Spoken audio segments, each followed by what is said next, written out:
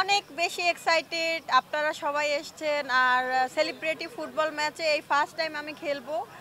প্রায় 15 বছর আগে আমি যখন স্কুলে পড়ি তখন আমি আমার গার্লস স্কুল গার্লস কলেজে খেলার সৌভাগ্য হয়েছিল। তখন আমি হ্যান্ডবল খেলেছিলাম। তো আমার মনে হচ্ছে আমি আবার আমার শৈশবে ফিরে এসেছি।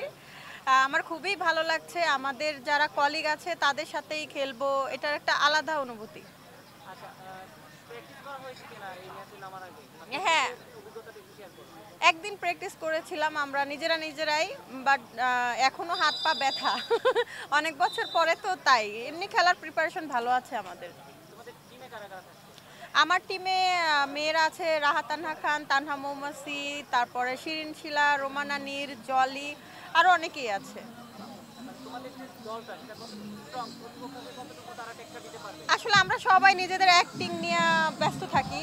আমরা কেউ তো প্রফেশনাল ফুটবলার না, বাট আমরা নিজেদের সাইড থেকে চেষ্টা করব একটু ভালোভাবে খেলার।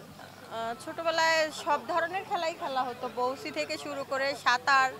আমি অবশ্য এটা বলতেই হয়, গাছে ওঠা থেকে শুরু করে সবই পারি। কোনো খেলা এখন পর্যন্ত হারিনি। ইনশাল্লাহ আজকে গোলকিপার হিসাবে আমি আমাদের গোলগুলোকে সেভ করার চেষ্টা করব। ছোটবেলায় কোন কোন গাছে উঠেছেন আপনি? সব গাছে, কলা গাছ ছাড়া সব গাছেই মোটামুটি ওঠা হয়ে গেছে। কেন কলা গাছে ওঠার কোনো চেষ্টা করেন না? কলা গাছ অনেক চেষ্টা করেছি, উঠতে পারো না, কারণ কলা গাছ অনেক পিছলা। বড় হয়ে কি কি খেলছেন? এই যে আজকে ফুটবল খেলতে আসছি, লুডো খেলি মাঝে মধ্যে, এই তো। লুডো খেলেন সব সময়? হ্যাঁ, লুডো খেলা হয়। অনলাইনে খেলেন নাকি? হ্যাঁ, অনলাইনে খেলা হয়।